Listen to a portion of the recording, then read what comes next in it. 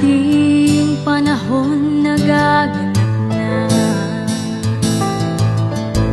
Ayon sa banal na kasulatan, sa mundo'y magkakaroon ng digmaan, labanan ng mga bansa at kaharian, at ito'y simula ng kahirapan.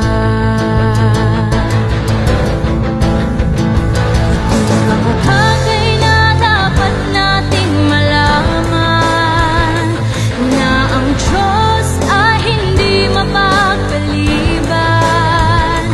Kung bakit sa ating panahon ang salita'y pinangangaral upang iyong makamtan ang kalikasan.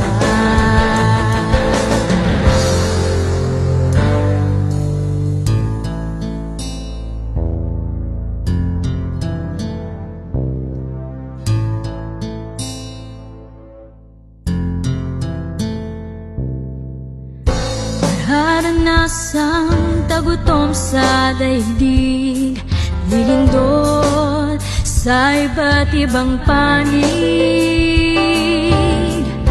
at ang panahon ay magiging mapanganib, at ang pag-ibig sa Diyos ay lalamig.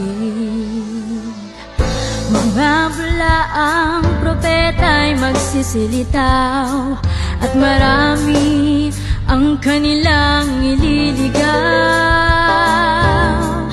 Pangangaral nila'y maling mga aral, at lihis sa katotohanan.